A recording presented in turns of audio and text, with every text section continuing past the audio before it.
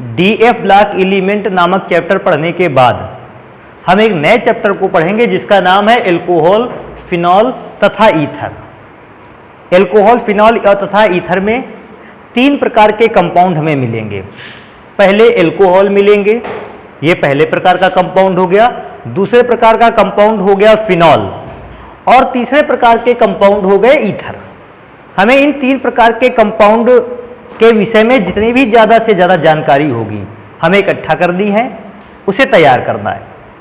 तो बेटा क्योंकि इस चैप्टर में हमें 3 अलग अलग प्रकार के आर्टिकल दिख रहे हैं, इसलिए हम सबसे पहले वाले आर्टिकल को पढ़ेंगे कि एल्कोहल क्या होते हैं, कितने प्रकार के हो सकते हैं, कैसे बनाए जा सकते हैं, और ये किस प्रकार की केमिकल रिएक्शन करते हैं। लास्ट में इस बात को भी पढ़ेंगे कि इनका उपयोग क्या है और प्रयोगशाला में इनकी पहचान कैसे की जा सकती है।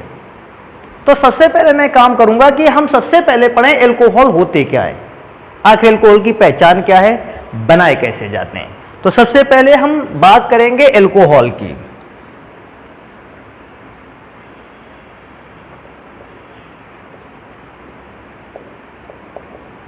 अब मैं सबसे पहले लिखे देता हूं कि एल्कोहल तैयार कैसे होता है या एल्कोहल होता क्या है, किसे कहते हैं। तो बेटा लिखेंगे, यदि किसी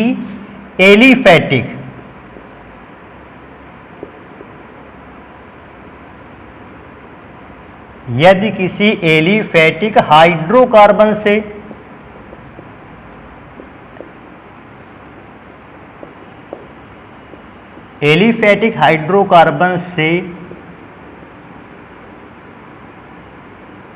हाइड्रोजन परमाणु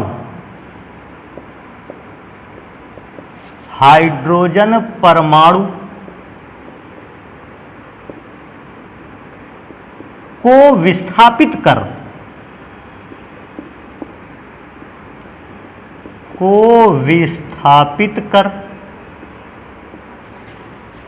हाइड्रोक्सिल समूह।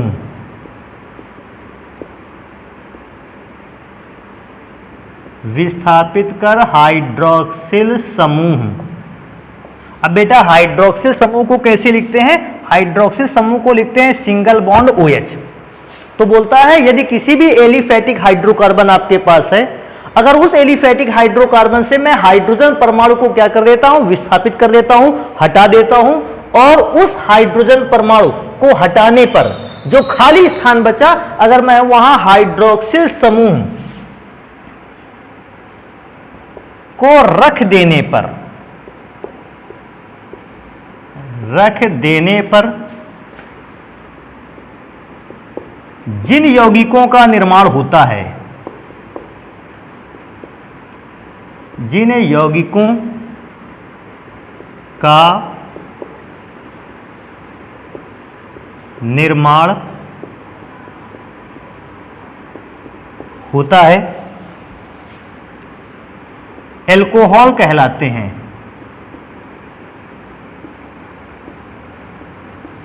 एल्कोहल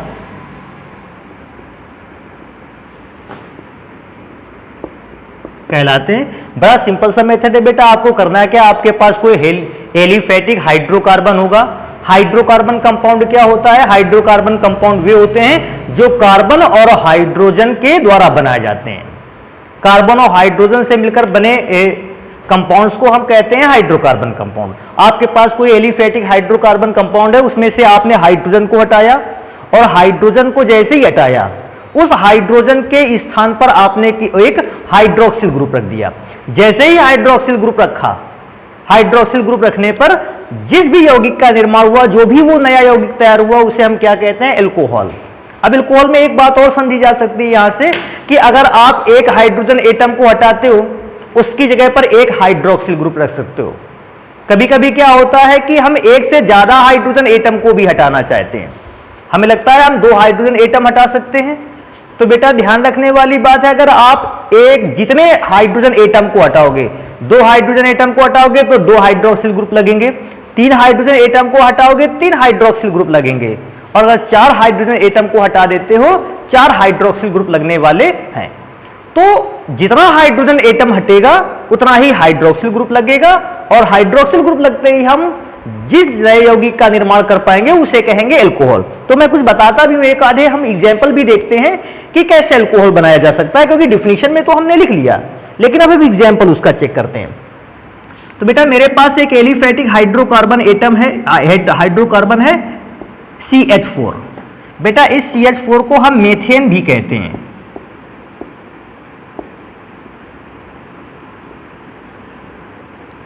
मेरे पास मेथेन है क्योंकि ये एलिफेटिक हाइड्रोकार्बन है। अब मुझे क्या करना है, इससे हाइड्रोजन एटम को हटाना है। तो बेटा मैं क्या करूंगा, मैंने इसमें से एक हाइड्रोजन एटम को क्या कर दिया, कम कर दिया। माइनस हाइड्रोजन एटम, इससे एक हाइड्रोजन एटम को हटाया। जैसे ही बेटा हाइड्रोजन एटम को हटाया ये बन गया CH3। 4 एटम थे, एक हाइड्रोजन को हटा दिया और हटाते ही CH3 बचा। लेकिन अभी मैंने क्या सोचा कि हाइड्रोजन को हटाने पर उसकी जगह पे मैं कौन सा ग्रुप रखता था, हाइड्रोक्सिल ग्रुप। तो मैंने उसकी जगह पर एक हाइड्रोक्सिल ग्रुप रख दिया है। मैंने एक हाइड्रोक्सिल ग्रुप जोड़ दिया। मैंने हाइड्रोजन को हटाया लेकिन मैंने हाइड्रोक्सिल ग्रुप को क्या कर दिया, जोड़ा। तो हाइड्रोक्सिल ग्रुप को जोड़ने पर क्या बनेगा, CH3OH। 4 H में से एक H हट गया CH3, उसकी जगह पे OH जुड़ गया CH3OH।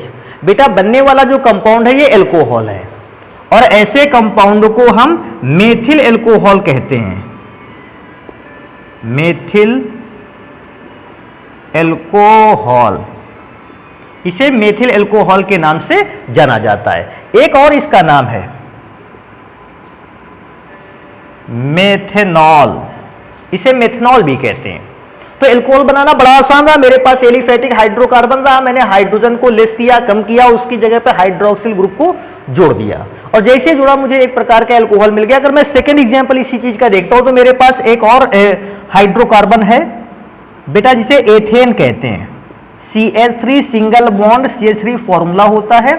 इस CH3 सिंगल बॉन्ड CH3 को हम एक और फॉर्मूले से लिख सकते हैं, इसी को लिख सकते हैं C2H6। C2H3 और 3 मिलकर कितना बनाएगा, 6 बनाएगा, एथेन। अगर मैं एथेन से अल्कोहल को बनाना चाहूं तो कैसे करूंगा, मैं एक हाइड्रोजन एटम को मैंने माइनस किया, ये जो साइन है ये सिंगल बॉन्ड का है कि हाइड्रोजन एटम सिंगल बॉन्ड के साथ जुड़ा था, और ये साइन है माइनस का। माइनस का मतलब सिंगल बॉन्ड से जुड़ा हुआ हाइड्रोजन एटम मैंने कैसा कर दिया, हटा दिया, कम कर दिया, और उसके स्थान पे सिंगल बॉन्डेड हाइड्रोक्सिल ग्रुप को क्या कर दिया, प्लस कर दिया, जोड़ दिया। और बेटा इसमें से जोड़ोगे तो इसमें से 2 चीजें, अब इसमें से 3 हाइड्रोजन पहले वाले कार्बन के पास है और 3 हाइड्रोजन बाद वाले कार्बन के पास है। अगर मुझे एक हाइड्रोजन वो कम करना है तो मैं सोचूंगा कि मैं किस कार्बन वाले हाइड्रोजन को कम करूं। तो बेटा चाहे आप इस कार्बन से एक हाइड्रोजन को कम कर दें और चाहे इस कार्बन से हाइड्रोजन को कम कर दें, दोनों में से किसी से कम कर दें, एल्कोहल बनने वाला है, उस पर कोई इफेक्ट नहीं पड़ेगा। मैं लास्ट वाले से करके देखता हूं, अगर लास्ट वाले से हाइड्रोजन को कम करूंगा तो मैं पहले वाले पर पूरे हाइड्रोजन पाऊंगा, लास्ट वाले पे हाइड्रोजन हो जाएंगे 2 क्योंकि एक हाइड्रोजन कम हो गया, और उसकी जगह पे जोड़ दूंगा OH, तो CH3CH2OH। अगर मैं इसको पूरा जोड़ देता हूं, टोटल ऐड कर देता हूं, तो बेटा टोटल ऐड करने पर इसको लिख सकते हैं C2H5OH। C2H6 में से अगर मैं एक H हटाता तो C2H5 बचता, उसमें OH जोड़ता था C2H5OH। इसी फॉर्मूले को जोड़कर लिखा जाए तो ऐसा बनाया जा सकता है। इन दोनों फॉर्मूलों को कहते हैं एथिल एल्कोहल।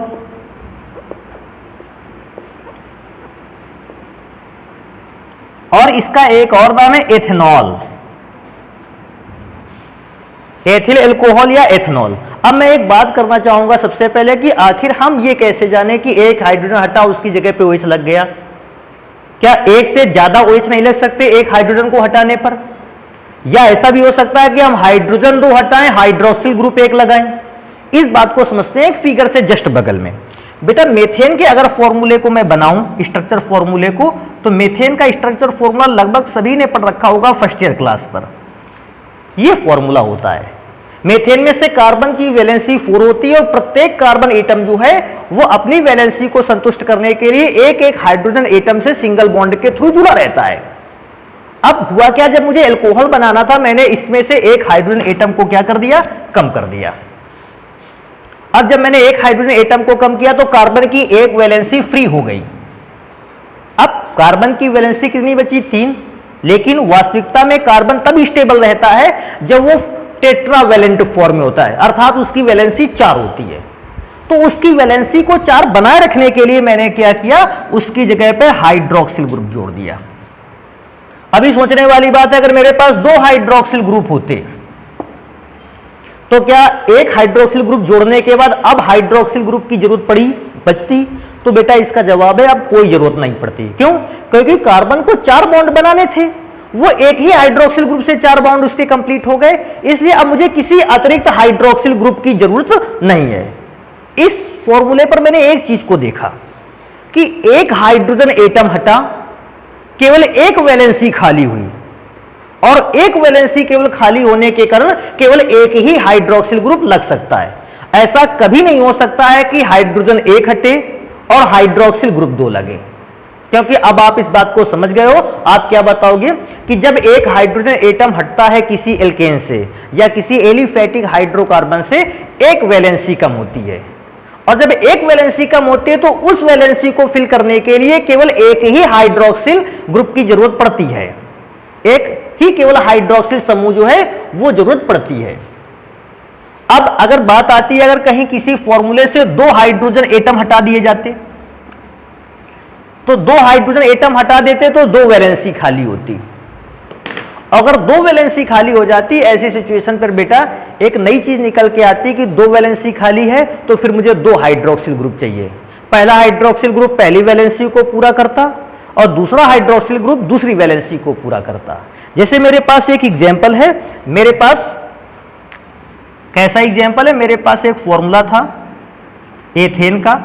एथेन का स्ट्रक्चर फॉर्मूला बेटा ये है CH3, क्योंकि स्ट्रक्चर फॉर्मूला आप एथेन का मेथेन का पढ़ चुके होंगे, इसलिए मैं डायरेक्ट स्ट्रक्चर फॉर्मूला बना देता हूं। इसमें से अगर कभी ऐसा होता, मैंने सोचा कि इसमें से 2 हाइड्रोजन एटम को हटा दिया, एक यहां से हाइड्रोजन एटम को हटाया, एक यहां से हाइड्रोजन एटम को हटाया। अब ध्यान देने वाली बात है, 2 हाइड्रोजन एटम हटाए गए हैं तो इसमें कितने हाइड्रोक्सिल ग्रुप लग सकते हैं? अगर 2 हाइड्रोजन एटम हटाए गए हैं तो 2 ही वैलेंसी तो खाली हुई है। अब 2 वैलेंसी खाली हुई है तो एक वैलेंसी को पूरा करेगा एक हाइड्रोक्सिल आयन, हाइड्रोक्सिल ग्रुप, और दूसरी वैलेंसी को पूरा करेगा दूसरा हाइड्रोक्सिल ग्रुप। तो अगर 2 हाइड्रोजन हटाए गए हैं तो उन खाली जगहों को भरने के लिए एक हाइड्रोक्सिल ग्रुप पहले कार्बन एटम पर और एक हाइड्रोक्सिल ग्रुप दूसरे कार्बन एटम पर। इसका मतलब है जितना हाइड्रोजन हटेगा उतनी ही वैलेंसी खाली होगी और उतना ही हाइड्रोक्सिल ग्रुप जाएगा और उस वैलेंसी को पूरा करेगा। तो बेटा इसी सिचुएशन पे 2 हाइड्रोक्सिल ग्रुप लग गए। अगर 4 हाइड्रोजन एटम हटेंगे तो 4 हाइड्रोक्सिल ग्रुप लगेंगे। तो इस प्रकार से हम एल्कोहल का निर्माण करेंगे। एल्कोहल के निर्माण की विधि आपने लिख ली, कैसे बनता है। कभी भी एल्कोहल को बनाना हो, आप एल्किल कोई भी आप एलिफैटिक हाइड्रोकार्बन ले लें, उसमें से हाइड्रोजन को कम करिए। ध्यान रखने वाली बात है, जितना हाइड्रोजन कम होगा उतना ही हाइड्रोक्सिल ग्रुप जुड़ेगा, और जैसे जुड़ेगा तो हमें जो नया कंपाउंड मिलेगा उस नए कंपाउंड को हम कहेंगे एल्कोहल। तो बेटा ये इंफॉर्मेशन हो गई एल्कोहल के संबंध में। अब एल्कोहल से मैं आगे चलूंगा और एल्कोहल से मैं ये चेक करूंगा। देखो अभी मैंने क्या देखा, मैंने कहीं कहीं पर एक हाइड्रोक्सिल ग्रुप लगाया, यहां भी एक लगाया यहां, लेकिन मैंने किसी फॉर्मूले पर 2 हाइड्रोक्सिल ग्रुप भी लगा दिए। तो मैं क्या सोचूंगा कि क्या एक से ज्यादा हाइड्रोक्सिल ग्रुप अगर लगा दिए गए या एक हाइड्रोक्सिल ग्रुप लगा दिए गए तो एक हाइड्रोक्सिल ग्रुप वाले और 2 हाइड्रोक्सिल ग्रुप वाले कंपोनेंट में के क्या गुणों में डिफरेंस होगा। अगर इसके और इसके गुणों में डिफरेंस है, इसमें एक हाइड्रोक्सिल ग्रुप, इसमें 2 हाइड्रोक्सिल ग्रुप, अगर इन दोनों के गुणों में डिफरेंस है, इसका मतलब ये एक अलग प्रकार का एल्कोहल है और ये एक अलग प्रकार का एल्कोहल है। हो सकता है किसी में 3 हाइड्रोक्सिल ग्रुप लगे हों, वो डिफरेंट टाइप का अलग एल्कोहल बन जाएगा। हो सकता है किसी में 5 एल्कोहलिक ग्रुप लगे हों, अर्थात हाइड्रोक्सिल ग्रुप लगे हों, वो एक अलग प्रकार का एल्कोहल होगा। तो मैं ये चेक करना चाहूंगा कि हाइड्रोक्सिल समूहों की संख्या के आधार पर अर्थात हाइड्रोक्सिल समूह 1 बार है, हाइड्रोक्सिल समूह 2 बार है, हाइड्रोक्सिल समूह 3 बार है। हाइड्रोक्सिल समूहों की संख्या के आधार पर एल्कोहल कितने प्रकार के होते हैं, तो मैं इस बात को चेक करूंगा। तो बेटा मेरा नेक्स्ट आर्टिकल रहेगा कि हाइड्रोक्सिल समूहों की संख्या के आधार पर एल्कोहलों को कितने भागों में डिवाइड किया गया है। तो बेटा हम इस बात को बताएंगे, लेकिन उसके पहले इसको मिटाते हैं, तो आप इसको नोट कर लें। तो बेटा अब हम पढ़ेंगे कि हाइड्रोक्सिल समूहों की संख्या के आधार पर एल्कोहलों का वर्गीकरण। एल्कोहलों का वर्गीकरण का मतलब एल्कोहलों को कितने भागों में डिवाइड किया गया है। तो बेटा बड़ा आसान है इसको पढ़ना, हम स्टार्ट करते हैं। अगर मैं हाइड्रोक्सिल समूहों की संख्या के आधार पर एल्कोहलों का वर्गीकरण करता हूं, मुझे पहले प्रकार का एल्कोहल मिलता है मोनोहाइड्रिक एल्कोहल। मोनोहाइड्रिक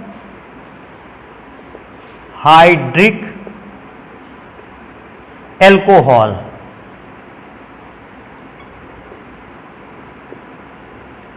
तो बेटा मोनोहाइड्रिक एल्कोहल क्या होगा, बड़ा आसान है मोनोहाइड्रिक एल्कोहल को पढ़ पाना। मैं आपको एक लाइन में बताता हूं। अगर आपके एलिफेटिक हाइड्रोकार्बन से केवल एक हाइड्रोजन हटाया जाए और उसके स्थान पर केवल एक हाइड्रोक्सिल ग्रुप रखा जाए, तो एक हाइड्रोजन को हटाकर एक हाइड्रोक्सिल ग्रुप रखने पर जितने भी एल्कोहल बनेंगे वो सारे के सारे एल्कोहल कहलाएंगे मोनोहाइड्रिक एल्कोहल। तो मैं पहले मोनोहाइड्रिक एल्कोहल की डिफिनीशन लिख देता हूं, फिर इसका एग्जांपल चलता है। मोनोहाइड्रिक एल्कोहल की डिफिनीशन क्या रहेगी बेटा, हम लिखेंगे वे एल्कोहल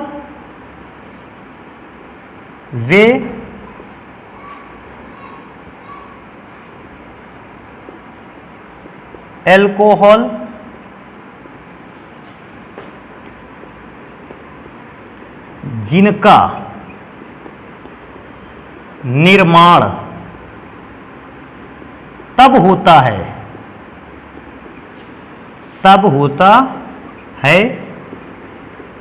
जब एलिफेटिक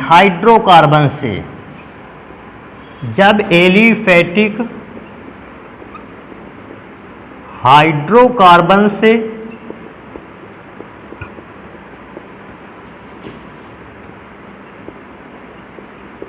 केवल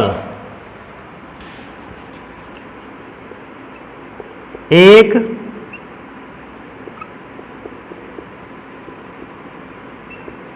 हाइड्रोजन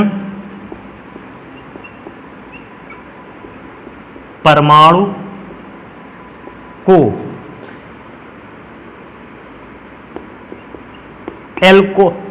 हाइड्रोक्सिल समूह द्वारा, ऐसा भी ले सकते हैं, को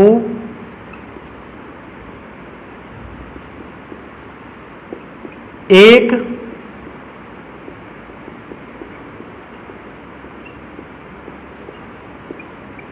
हाइड्रोक्सिल समूह सिंगल बॉन्ड OH द्वारा प्रतिस्थापित किया जाए।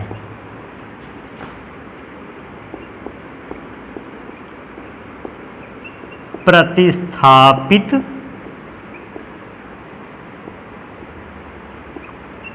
किया जाए।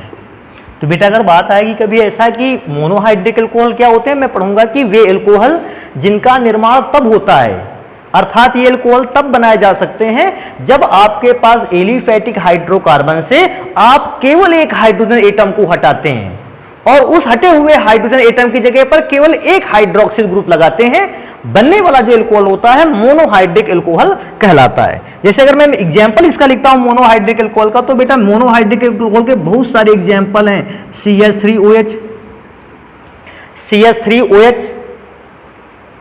मेथेन से बनाया गया होगा, मेथेन का फॉर्मूला CH4 थे, एक हाइड्रोजन हटाया गया, H कितने बचे 3, और जब H3 बचे तो मैंने उसकी जगह पर, उस खाली हाइड्रोजन की जगह पर हाइड्रोक्सिल ग्रुप लगा लिया OH।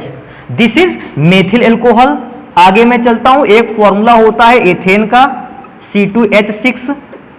अब मुझे इसमें से अगर मुझे मोनोहाइड्रिक एल्कोहल बनाना है, इसका मतलब मुझे एक हाइड्रोजन एटम हटाना पड़ेगा, तो मैंने हाइड्रोजन 6 से कितने कर दिए 5, और उसकी जगह पे एक हाइड्रोक्सिल ग्रुप रखा C2H5H, जिसे हम एथिल एल्कोहल या एथेनॉल के नाम से जानते हैं। मेरे पास एक और एल्कोहल का एग्जाम्पल हो है C3H8, वैसे इसे प्रोपेन बोलते हैं। अब प्रोपेन में से अगर मुझे मोनोहाइड्रिक अल्कोहल बनाना है, मैं एक हाइड्रोजन एटम को हटाऊंगा केवल, तो एक हाइड्रोजन एटम को हटाने पर C3H7 बचेगा, और उस हटे हुए हाइड्रोजन एटम की जगह पर मैं हाइड्रोक्सिल ग्रुप रखूंगा, तो इसको कहेंगे प्रोपेन से क्योंकि बना प्रोपिल एल्कोहल या प्रोपेनॉल। देखो एक बार यहां से पढ़ लेते हैं, मेथेन से बने एल्कोहल को मेथिल एल्कोहल या मेथनॉल, एथेन से बने एल्कोहल को एथिल एल्कोहल या एथनॉल, प्रोपेन से बने एल्कोहल को प्रोपिल एल्कोहल या प्रोपेनॉल। ऐसे बेटा ब्यूटेन से अगर बनता है कोई, ब्यूटेन से बने एल्कोहल को ब्यूटिल एल्कोहल या ब्यूटेनॉल कहते हैं। एक इनमें से और इंपॉर्टेंट चीज है, मोनोहाइड्रिक एल्कोहलों से मैं सामान्य सूत्र निकाल सकता हूं, इसको बेटा समझना चाहिए कि सामान्य तौर से मोनोहाइड्रिक एल्कोहल जो होते हैं वो किस टाइप के होते हैं। बेटा सामान्य टाइप से अगर मैं मोनोहाइड्रिक एल्कोहलों की बात करता हूं, देखो ध्यान रखने वाली बात है, ये एक पैटर्न पहले समझना है। पैटर्न क्या समझना है, कार्बन 1 हाइड्रोजन 3, कार्बन 1 हाइड्रोजन 3 में से मैं क्या सोचता हूं, इसमें से कार्बन जितना है हाइड्रोजन दुगने से एक ज्यादा है। कार्बन 1 हाइड्रोजन 3, मैं इस पे चेक करता हूं, कार्बन 2 है तो हाइड्रोजन दुगने से एक ज्यादा का मतलब कार्बन 2, तो हाइड्रोजन 2 गुना हुआ 4, और एक ज्यादा का मतलब हाइड्रोजन क्या है 5। इसमें से चेक करोगे, कार्बन 3 है तो हाइड्रोजन दुगने से एक ज्यादा है, 3 गुना 6 और एक एक्स्ट्रा हो गया 7। उस हिसाब से अगर मैं इसका सामान्य सूत्र देखता हूं तो फॉर्मूला मिलता है Cn, अगर कार्बन n है, हाइड्रोजन दुगने से एक कैसा रहेगा ज्यादा, और साथ में एक ग्रुप रहेगा OH, ये तो हर बार लगा हुआ है। फिर से एक बार दोबारा मैं पैटर्न देख लेता हूं, चाहे जिस फॉर्मूले को देखोगे, कार्बन अगर 1 है, हाइड्रोजन दुगना हुआ 2, एक ज्यादा एक्स्ट्रा 3, कार्बन 2 है तो हाइड्रोजन 5 हुआ दुगने से एक ज्यादा, कार्बन 3 हुआ हाइड्रोजन दुगने से एक ज्यादा 7 हुआ, और बेटा कार्बन अगर 4 होता हाइड्रोजन 9 होता, वहां दुगने हुआ 8 और एक ज्यादा हो गया 9। इसी पैटर्न पर अगर मैं अपना जनरल फॉर्मूला बनाना चाहूं इस प्रकार के एल्कोहलों का, तो वो जनरल फॉर्मूला क्या बनता है मोनोहाइड्रिक एल्कोहल्स के लिए, Cn। अगर मैं कार्बन के नंबर्स n लेता हूं, कार्बन के n एटम लेता हूं, तो हाइड्रोजन के एटम कितने होने चाहिए, n के दुगने से एक ज्यादा, तो मैंने n का दुगना किया और उससे एक क्या कर दिया ज्यादा, और साथ में हर एक के साथ हाइड्रोक्सी समूह लगाया तो वो हाइड्रोक्सी समूह लगा दिया।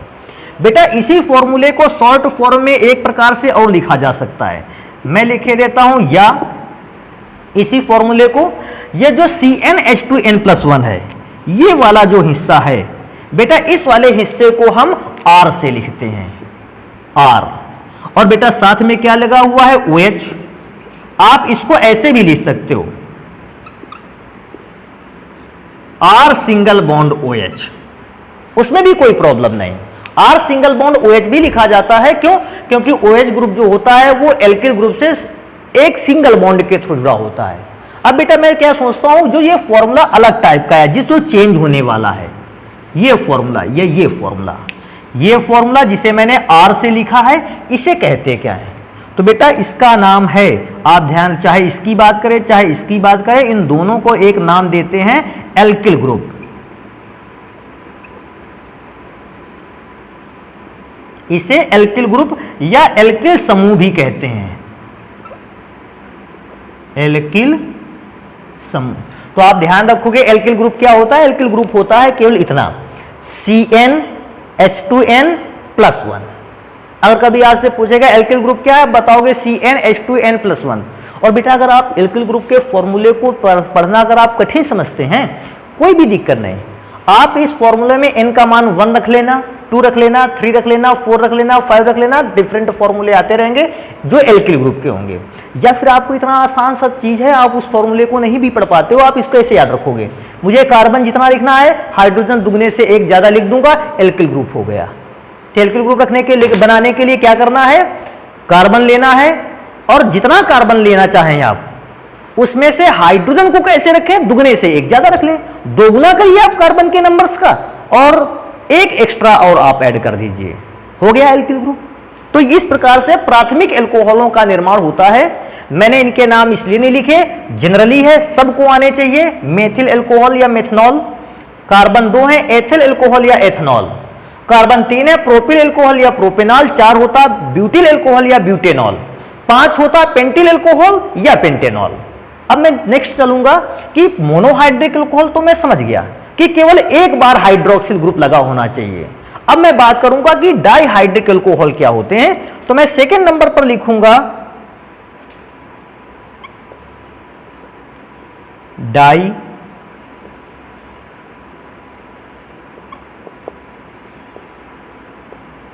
हाइड्रिक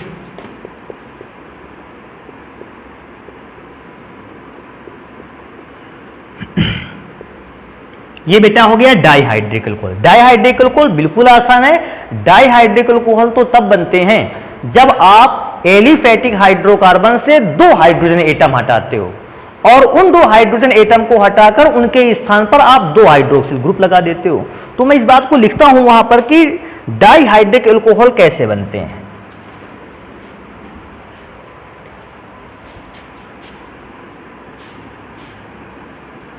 जब किसी एलिफैटिक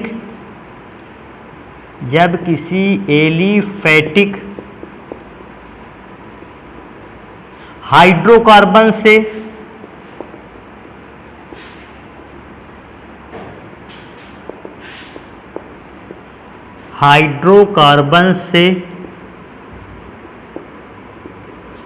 दो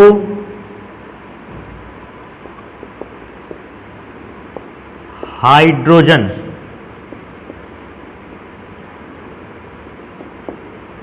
परमाणुओं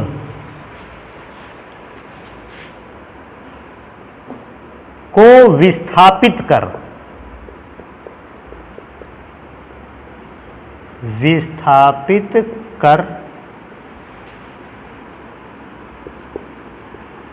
दो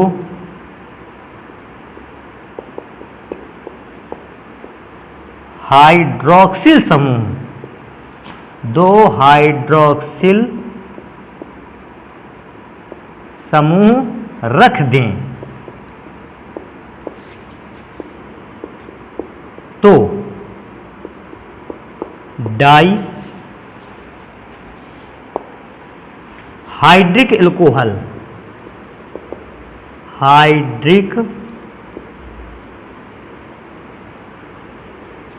एल्कोहलों का निर्माण होता है।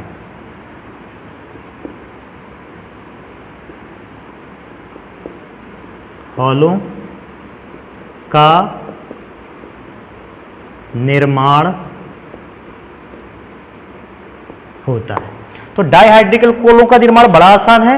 आपने कोई एलिफैटिक हाइड्रोकार्बन लिया, आपने वहां से 2 हाइड्रोजन एटम्स को हटाया और जब 2 हाइड्रोजन एटम्स हटे तो उनके स्थान पर 2 हाइड्रोक्सिल ग्रुप लगे और जैसे ही 2 हाइड्रोक्सिल ग्रुप लगे जो नया कंपाउंड बन के तैयार हुआ हमने इसको नाम दिया डाइहाइड्रिक एल्कोहल। तो डाइहाइड्रिक एल्कोहल्स को ध्यान देंगे। एक और मैं इसी में लाइन बढ़ाना चाहूंगा, डाई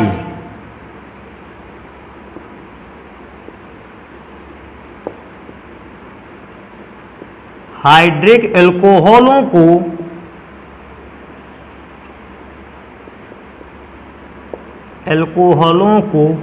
ग्लाइकॉल भी कहा जाता है। डाइहाइड्रिक एल्कोहलों को ग्लाइकॉल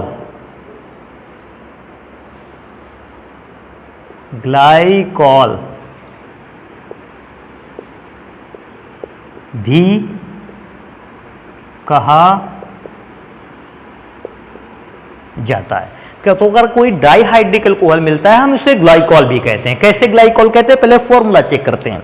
तो बेटा मेरे पास फॉर्मूला एक एथेन था, फॉर्मूला C2H6। अब एथेन में आप इस बात को देख सकते हो कि कार्बन 2 है, हाइड्रोजन 6 रहते हैं, लेकिन अभी क्या है कि मुझे 2 हाइड्रोक्सिल ग्रुप लगाने हैं। अब क्योंकि 2 हाइड्रोक्सिल ग्रुप लगाने हैं मुझे 2 हाइड्रोजन एटम कम करने होंगे। अगर मैं 2 हाइड्रोजन एटम कम करूंगा तो कार्बन तो 2 ही रहेंगे, हाइड्रोजन कितने हो जाएंगे 4। तो हाइड्रोजन हो गए 4 और उसकी जगह पर मैं OH ग्रुप भी कितने लगाऊंगा, 2। अगर 2 हाइड्रोजन हटाए हैं तो 2 हाइड्रोक्सिल ग्रुप लगेंगे, तो फॉर्मूला बनेगा C2H4OH का होल ट्वाइस। अगर मैं इसको स्ट्रक्चर फॉर्म में चेक करता हूं कि स्ट्रक्चर इसका कैसा रहेगा, तो बड़ा आसान सा है बेटा। एथेन का स्ट्रक्चर होता है कुछ इस टाइप का, हम लोगों ने पहले भी इसके स्ट्रक्चर पढ़ रखे हैं। अब स्ट्रक्चर में से मुझे करना क्या है, मुझे 2 हाइड्रोक्सिल ग्रुप लगाने हैं, क्योंकि डाइहाइड्रिक अल्कोहल बनाना है तो मैं 2 हाइड्रोजन एटम को कम करूंगा। एक हाइड्रोक्सिल ग्रुप पहले हाइड्रोजन एटम की जगह पे, दूसरा हाइड्रोक्सिल ग्रुप दूसरे एटम की जगह पर, हाइड्रोजन एटम की जगह पर। और जैसे ही मेरा फॉर्मूला बनकर तैयार हुआ, मैं समझ गया कि डाइहाइड्रिक अल्कोहल बन गया, जिसे बेटा एक और फॉर्म में लिख सकते हैं। कैसे, इसको ध्यान देना है। इस फॉर्मूले में ये पहला भाग है, ये दूसरा भाग है। आप चेक करोगे, इस कार्बन एटम से 2 हाइड्रोजन जुड़े हैं और एक हाइड्रोक्सिल ग्रुप। इस कार्बन से 2 हाइड्रोजन जुड़े हैं और एक हाइड्रोक्सिल ग्रुप। इस कार्बन को चेक करोगे, 2 हाइड्रोजन एटम जुड़े हैं और एक हाइड्रोक्सिल ग्रुप। 2 हाइड्रोजन एटम जुड़े हैं और एक हाइड्रोक्सिल ग्रुप। ऐसे भी लिख सकते हैं। अब बेटा इसका नाम क्या होगा, इसका नाम होगा, मैंने बताया इसको कि इस प्रकार के कंपाउंड को या अल्कोहलों को ग्लाइकॉल भी कहते हैं। बेटा कार्बन 2 है, एथिलीन ग्लाइकॉल, इसे एथिलीन ग्लाइकॉल भी कहते हैं। अगर मैं इसका आईयूपीएसी नाम चेक करता हूं, बेटा ध्यान देना आईयूपीएसी नाम, क्योंकि ये रूल के अकॉर्डिंग है, आप इसको ध्यान दें। सबसे पहले रूल के अकॉर्डिंग चेक करते हैं इस फॉर्मूले पर कार्बन एटम कितने हैं। तो बेटा नंबर आता है कार्बन एटम 1, 2, मुझे 2 कार्बन एटम मिलते हैं। तो कार्बन एटम क्योंकि 2 हैं, इसलिए मैं इसका नाम, और एक चीज, कार्बन एटम 2 हैं और उन दोनों एटम के बीच में सिंगल बॉन्ड है, तो कार्बन एटम 2 है तो मैं उसे कहूंगा एथ। और क्योंकि बेटा बॉन्ड सिंगल है, मैं उसे लास्ट में, नाम के लास्ट में लगा दूंगा एन। सिंगल बॉन्ड है, नाम के लास्ट में एन, और डबल बॉन्ड के नेम के लास्ट में अगर मैं चेक करता हूं इन, और ट्रिपल बॉन्ड के लास्ट में आता है आइन। क्योंकि सिंगल बॉन्ड है, कार्बन 2 है, एथ, बॉन्ड सिंगल है, एन, पहली चीज। और दूसरा मैं आगे चेक करूंगा कि इस बार 2 ग्रुप लगे हुए हैं, एक हाइड्रोक्सिल ग्रुप पहले नंबर पर और एक हाइड्रोक्सिल ग्रुप दूसरे कार्बन पर। अगर मैं इसको 1 नंबर कार्बन, इसको 2 नंबर कार्बन देता हूं, तो पहले कार्बन पर एक हाइड्रोक्सिल ग्रुप 1 लिख दिया, इसलिए दूसरे कार्बन पर दूसरा हाइड्रोक्सिल ग्रुप, इसलिए 2 लिख दिया। इस प्रकार से बेटा हाइड्रोक्सिल ग्रुप कितनी बार हो गए, 2 बार, डाई। और बेटा हाइड्रोक्सिल ग्रुप को पढ़ते हैं ऑल। जब भी कभी आईयूपीएसी नाम पढ़ना होता है, मैं उस ग्रुप को ऑल पढ़ता हूं। तो एक नाम और हो गया इसका बेटा, एथेन 1,2-डाइऑल, जिसे हम एथिलीन ग्लाइकॉल के नाम से भी जानते हैं। यह जनरल नेम है और यह इसका आईयूपीएसी नेम है। वैसे कैटेगरी में जनरल नेम भी आप भी लोगों को पता होना चाहिए, लेकिन आईयूपीएसी नेम इंपॉर्टेंट है। आईयूपीएसी नेम एक रूल के अकॉर्डिंग चलता है, एक इसका नियम है, और उस नियम को हमें तैयार रखना है। पिछली क्लासों पर हमने आईयूपीएसी नाम के चैप्टर को पढ़ रखा है, इसलिए मैं ज्यादा डिटेल में इधर नहीं जाऊंगा। तो एथेन 1,2-डाइऑल का मतलब समझ गए, एथेन का मतलब 2 कार्बन, 1,2 का मतलब पहले नंबर पर भी OH, दूसरे नंबर पर भी OH है। 1,2-डाइऑल का मतलब है 2 बार हाइड्रोक्सिल ग्रुप लगा है, तो डाई हाइड्रोक्सिल ग्रुप के लिए ऑल। मेरे पास एक और फॉर्मूला है बेटा, जो जिससे मैं इसको बताऊंगा। मेरे पास एक फॉर्मूला और है, CH3 single bond CH2 single bond CH3। वैसे अगर देखा जाए बेटा, कार्बन 3 है, प्रोप कहेंगे इसको, कार्बन 3 को प्रोप बोलते हैं, और बॉन्ड सिंगल है इसलिए एन। ये प्रोपेन का फॉर्मूला है और ये एलिफैटिक हाइड्रोकार्बन है। अब एलिफैटिक हाइड्रोकार्बन से मुझे, क्योंकि डाइहाइड्रिक अल्कोहल का निर्माण करना है, मुझे 2 हाइड्रोजन एटम हटाने पड़ेंगे। मैंने क्या किया, एक हाइड्रोजन एटम यहां से कम किया, एक हाइड्रोजन एटम यहां से कम किया, क्योंकि यहां से एक हाइड्रोजन एटम कम हुआ था, एक हाइड्रोक्सिल ग्रुप यहां और एक हाइड्रोक्सिल ग्रुप दूसरे हटाए गए हाइड्रोजन एटम के स्थान पर। अब क्योंकि 2 हाइड्रोक्सिल ग्रुप है, देखते ही मैं समझ गया कि डाइहाइड्रिक अल्कोहल की को फॉलो करते हैं। आगे इसको कैसे पढ़ें, अगर इसका नाम पढ़ना चाहते हैं तो इसमें 2 प्रकार के नाम है, एक ग्लाइकॉल के फॉर्म में और दूसरा आप अगर देखोगे तो दूसरा आईयूपीएसी फॉर्म में। मैं पहले ग्लाइकॉल के फॉर्म में नाम पढ़ देता हूं इसका।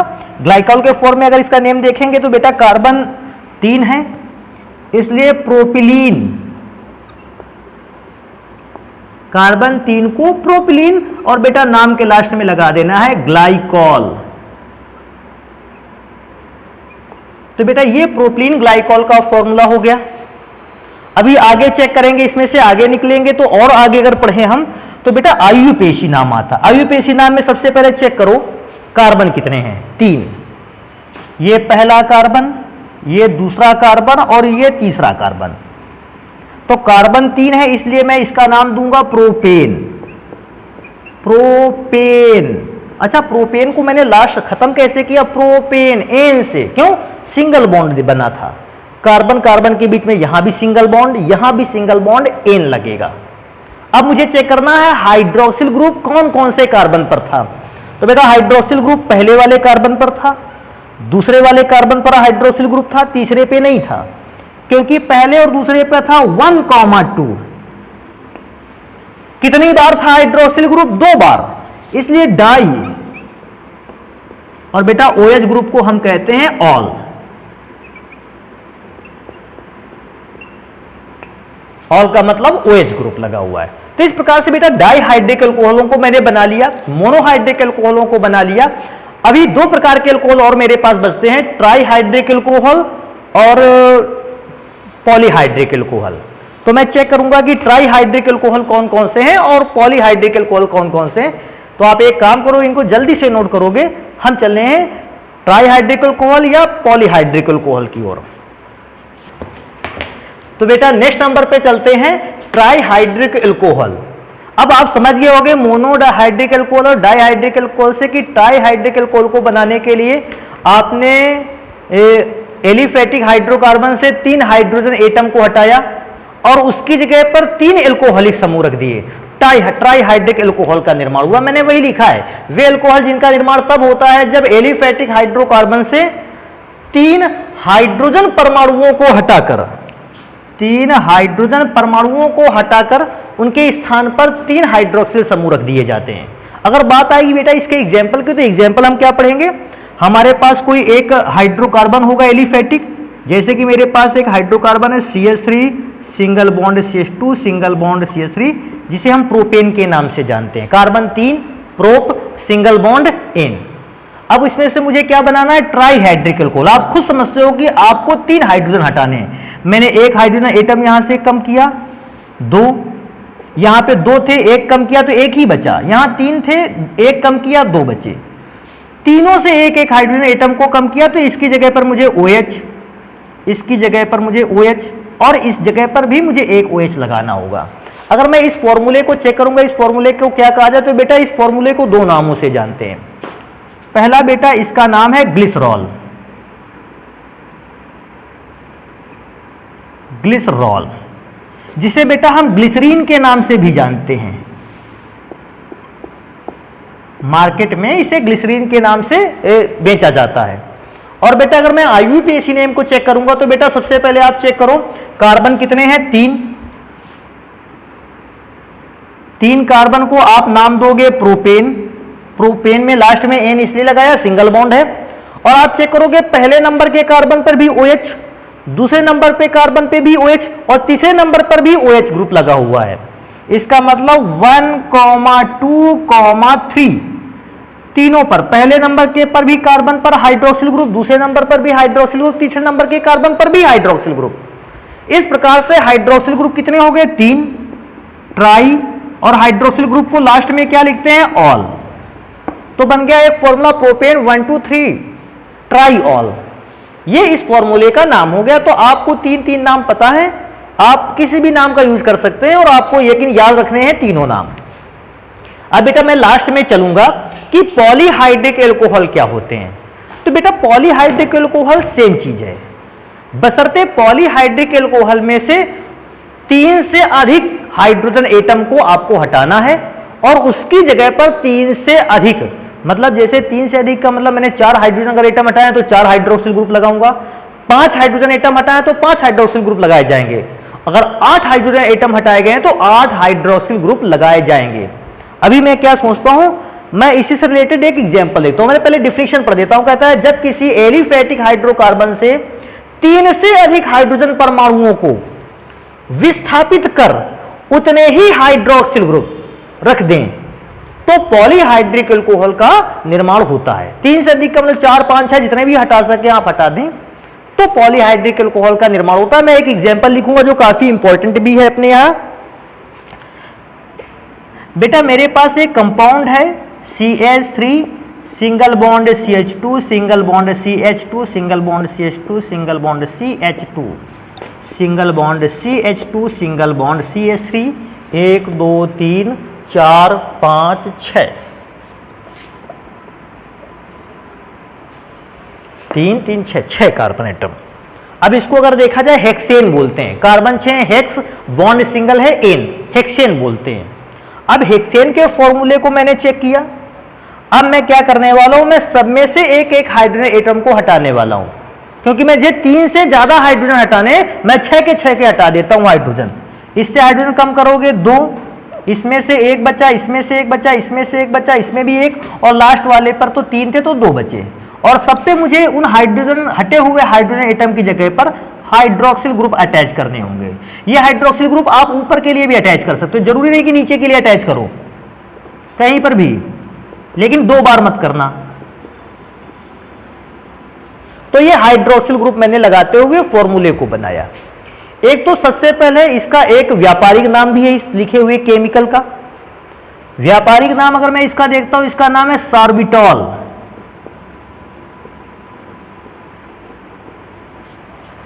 सॉर्बिटॉल। और दूसरा अगर मैं इसका आईयूपीएसी नेम चेक करता हूं तो मुझे आईयूपीएसी नाम देख लेना चाहिए इसका। आईयूपीएसी नाम किसे लिखेंगे, कार्बन के एटम गिन लेते हैं। कार्बन के 6 एटम है, हेक्सेन, हेक्स तो कार्बन के 6 एटम के लिए लगा, सिंगल बॉन्ड है एन। अभी बेटा एक काम कर लेते हैं, ये चेक कर लेते हैं हाइड्रोक्सिल ग्रुप कौन कौन से कार्बन पे लगे हैं। सभी कार्बन पे लगे हैं, 1 नंबर से लेकर 6 नंबर तक सब कार्बन एटम्स ने अपने पास हाइड्रोक्सिल ग्रुप रखा है। तो मैं क्या लिखूंगा, 1 2 3 4 5 6, लगभग सभी कार्बन ने अपने पास हाइड्रोक्सिल एटम रखे हैं।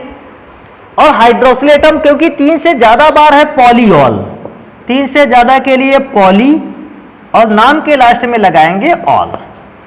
तो हेक्सेन 1 2 3 4 5 6 पॉलीऑल। तो इस प्रकार से मैंने पॉलीहाइड्रिक एल्कोहल्स को पढ़ लिया। लेकिन बेटा इन सभी एल्कोहल्स को पढ़ते समय मैंने एक बात ध्यान रखी, मोनोहाइड्रिक एल्कोहलों को छोड़कर, चाहे वो डाइहाइड्रिक एल्कोहल को बनाया हो, चाहे वो ट्राइहाइड्रिक एल्कोहल को बनाया हो, चाहे वो मैंने पॉलीहाइड्रिक एल्कोहल को बनाया है, मैंने एक कार्बन एटम पर केवल एक ही हाइड्रोक्सिल ग्रुप लगाया है। ऐसा कभी नहीं किया कि एक कार्बन एटम पर एक से ज्यादा हाइड्रोक्सिल ग्रुप लगा दूं। देखो चाहे कोई भी फॉर्मूला आप उठा लेना, इनमें से प्रत्येक पर एक एक हाइड्रोक्सिल ग्रुप लगा हुआ है। मैंने कभी ऐसा नहीं किया कि इसी कार्बन पर 2 हाइड्रोक्सिल ग्रुप लगा दो या इसी कार्बन पर 3 हाइड्रोक्सिल ग्रुप लगा दिया जाए। तो बेटा मैं इसके लिए आपको एक नोट लिख के दिखाऊंगा कि आखिर क्या ऐसा रीजन रहा कि एक कार्बन पर एक ही हाइड्रोक्सिल ग्रुप लगाया गया। क्या ऐसा पॉसिबल ही नहीं कि एक कार्बन पर एक से ज्यादा हाइड्रोक्सिल ग्रुप लगाए जाएं, या ये पॉसिबल है कि एक कार्बन से एक से ज्यादा हाइड्रोक्सिल ग्रुप लगाए जाएं लेकिन मैंने नहीं लगाए। तो इस बात को चेक करते हैं। इस बात को लिखेंगे बेटा एक नोट पर। क्या लिखेंगे,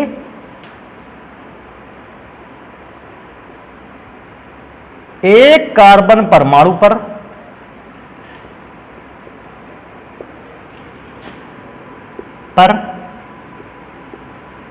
यदि एक से अधिक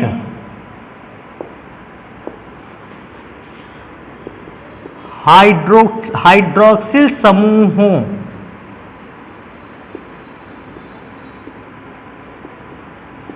को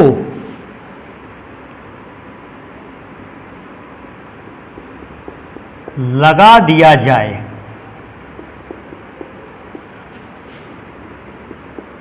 तो बनने वाला यौगिक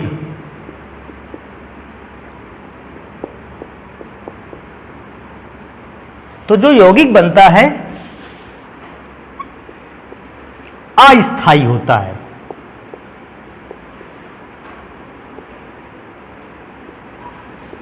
होता है और शीघ्रता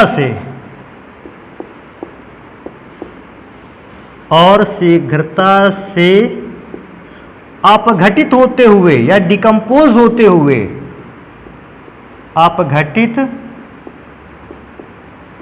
होते हुए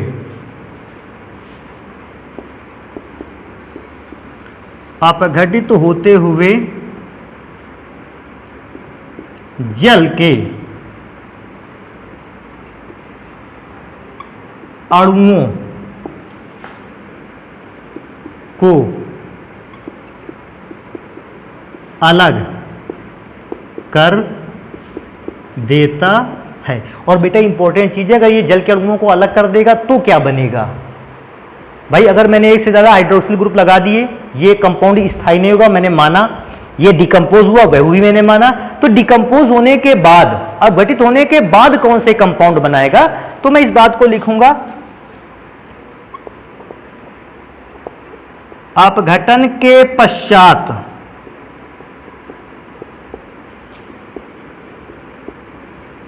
एल्डिहाइड, कीटोन या कार्बोक्सिलिक अम्लों का निर्माण करते हैं।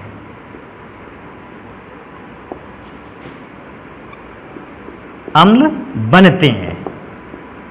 तो ये इंपॉर्टेंट चीज है। मैं थोड़ा सा एग्जांपल के थ्रू आपको समझाने की कोशिश करूंगा। पहले मैं इसको पढ़ के सुना देता हूं। कहता है एक कार्बन परमाणु पर यदि एक से अधिक हाइड्रोक्सिल समूहों को लगा दिया गया तो फिर होगा क्या? तो जो भी यौगिक बनेगा वो यौगिक बेटा जो है वो अस्थायी होता है। अस्थायी का मतलब स्टेबल नहीं होगा, और जब स्टेबल नहीं होगा तो ये शीघ्रता से अपघटित होगा, टूट जाएगा। शीघ्रता से टूट जाएगा, अपघटित हो जाएगा या डिकम्पोज हो जाएगा। और जब डिकम्पोज होगा तो ये कैसे डिकम्पोज होगा? वाटर मॉलिक्यूल को क्या कर देगा? अलग करेगा। और वाटर मॉलिक्यूल को जब अलग करेगा तो कंपाउंड क्या बनेगा भाई? वाटर मॉलिक्यूल अलग हो गया तो कंपाउंड चेंज, और कंपाउंड चेंज होकर क्या बनाएगा? या तो एल्डिहाइड बनाएगा, या तो कीटोन बनाएगा, और या फिर बनाएगा कार्बोक्सिलिक एसिड। देखो मैं एग्जांपल के थ्रू आपको बताता हूं कैसे। मेरे पास एक कंपाउंड है CH3CH, और बेटा इस पर 2 OH ग्रुप लगे हैं। इस कार्बन पर 2 OH ग्रुप लगे हैं, CH, और मैंने 2 OH ग्रुप इस पे लगा रखे हैं। अब तो बेटा आप समझ गए ना कि एक ही कार्बन एटम पर 2 हाइड्रोक्सिल ग्रुप लगे हैं। और क्योंकि 2 हाइड्रोक्सिल ग्रुप लगे हैं, मैं समझ गया इसको देखते ही कि ये कंपाउंड स्टेबल तो नहीं है। और क्योंकि ये कंपाउंड स्टेबल नहीं है, ये बेटा डिकम्पोज होगा, ये अस्थायी है। और अस्थायी होने के कारण जब भी ये डिकम्पोज होगा तो डिकम्पोज में किसके अणुओं को अलग करता है? वाटर मॉलिक्यूल्स को। अगर मैं यहां से वाटर मॉलिक्यूल्स को अलग करूं, HOH, ये हो गया वाटर मॉलिक्यूल।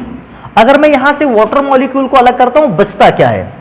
बचता है CH3 सिंगल बॉन्ड, CH और ये वाला O, CHO, जिसे हम एसीटैल्डिहाइड के नाम से जानते हैं, एसीटैल्डिहाइड।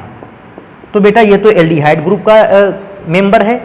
तो आपने देखा कि अगर एक एल्कोहल है और उस पे 2 हाइड्रोक्सिल ग्रुप लगे हैं तो वो डिकम्पोज होते हुए एल्डिहाइड ग्रुप का कंपाउंड बना रहा है, एल्डिहाइड में चेंज हो गया। एक दूसरा एग्जांपल देखते हैं। मेरे पास दूसरा एग्जांपल था प्रोपेनॉल का, कार्बन C।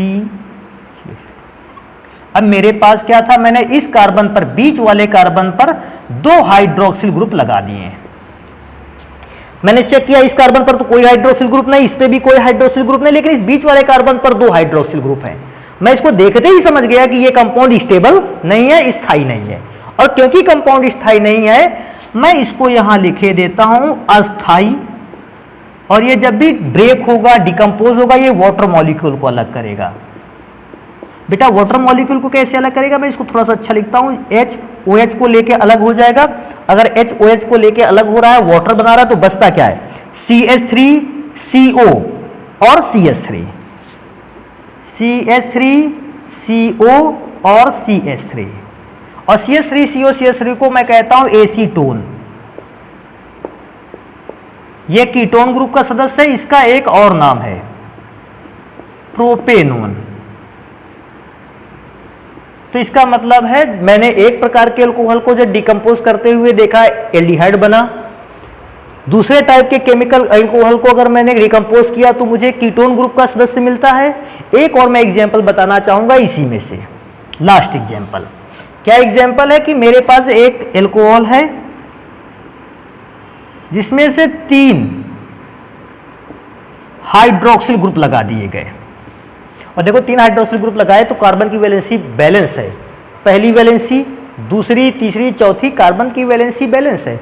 लेकिन बेटा जब एक से ज्यादा हाइड्रोक्सिल ग्रुप लग गए तो ये स्टेबल नहीं बचा, और क्योंकि स्टेबल नहीं है, अस्थायी है, ये डिकम्पोज होगा, और डिकम्पोज होकर आप सभी को पता है ये वाटर मॉलिक्यूल को अपने अंदर से अलग करेगा। तो मैं वाटर मॉलिक्यूल को अलग कर देता हूं कैसे, इसमें से एक H और दूसरे OH को लेकर अलग कर देता हूं, चाहे जो सा OH और चाहे जो OH।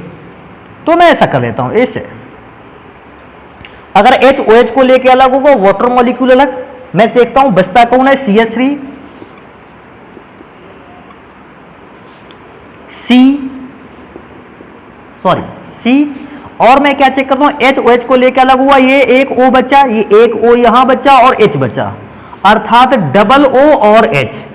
ये बेटा अगर आप चेक करोगे आप सभी को पता होगा, मैं इसका नाम नहीं लिख रहा, एसिटिक एसिड है, अम्ल समूह का है, कार्बोक्सिलिक एसिड है, और जिसे हम एथेनोइक एसिड के नाम से भी जानते हैं। तो बेटा आज हम लोगों ने इस बात को पढ़ा, एल्कोहल क्या होता है, हाइड्रोक्सिल ग्रुप के बेसिस पर एल्कोहल को कितने पार्ट्स में डिवाइड कर सकते हैं, या इसका वर्गीकरण कैसे कर सकते हैं, और लास्ट में यह भी देखा कि कौन कौन से ऐसी सिचुएशन होती है जहां पर एल्कोहल स्टेबल नहीं हो पाता है, डिकम्पोज हो जाता है। लेकिन अभी भी कई प्रकार का एल्कोहल हमारा शेष रह जाता है। एल्कोहल्स के उन प्रकार को पढ़ने के लिए मिलते हैं नेक्स्ट वीडियो पर। धन्यवाद।